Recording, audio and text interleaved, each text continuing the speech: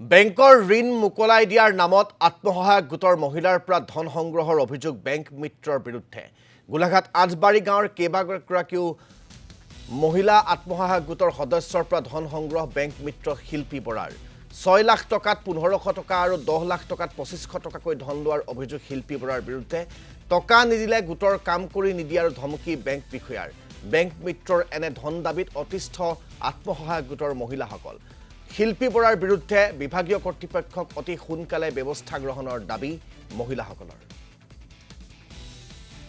খেলিমেলি মানে গোটৰ একো খেলিমেলিটো নাই, খালি আমি লোন লৈছিলোঁ ডিচেম্বৰ 18 তাৰিখে আমাৰ চেংচন হৈছিলে লোনটো 10 লাখ টকা।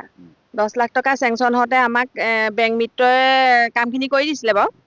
কৰি দিয়াৰ বাবদ বেংক মিত্ৰই আমাৰ পৰা 2500 টকা লৈছে এটা গোটত 2500। আমি কিহৰ কাৰণে কামটো কৰি দিছোঁ বুলি কৈ আৰু 2500 টকা বিচাৰিছে।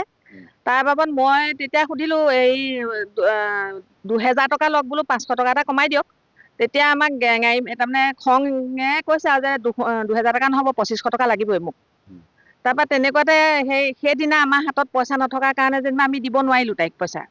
নোৱাৰাৰ কাৰণে মই ক'লোঁ যে গধূলি অনলাইন কৰি পেলাই পইচাটো মই দি দিম বোলো, সেইদে বুলি ক'লোঁ যেনিবা। তাৰ আমিতো নাজানো, তাই বিচাৰিছে দিবলৈকে ৰাজি হৈছোঁ। তাৰপিছত অনলাইন কৰি দিম বুলি ক'লে। তাৰপৰা মোৰ আকৌ পাছদিনাখন ট্ৰেইনিং হৈ গ'ল দেৰগাঁৱত।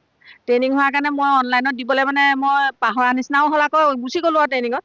গুচি যোৱাৰ কাৰণে মোৰ হাতত নহ'লে, মোৰ হাতৰ পৰা দিয়া নহ'লে তাৰমানে। তাৰপৰা আমাৰ গোটৰে এগৰাকী সদস্যাক তাই ফোন কৰি মানে বেংক মিত্ৰই ফোন কৰি হাৰাশাস্তি কৰি দিছে, মানে পইচা লাগেই। তাৰপৰা আকৌ সেই আমাৰ সদস্যাগৰাকীয়ে বেংকৰ পৰা উলিয়াই লৈ পেলাই 2500 টকা এই সজল দোকান বুলি দোকানখনত অনলাইন কৰি পেলাই তাইলৈ গুগল পে' কৰিছে। 50 টকা এক্সট্ৰা লৈছে তাত এই সজলৰ দোকানত। লোনটো আপোনাৰ এতিয়া জানুৱাৰী মাহ ন, ডিচেম্বৰ মাহৰ 20 তাৰিখে লোনটো পাইছোঁ। 18 তাৰিখে 10 লাখ টকাৰ লোন। 10 লাখ টকা 10 গৰাকী।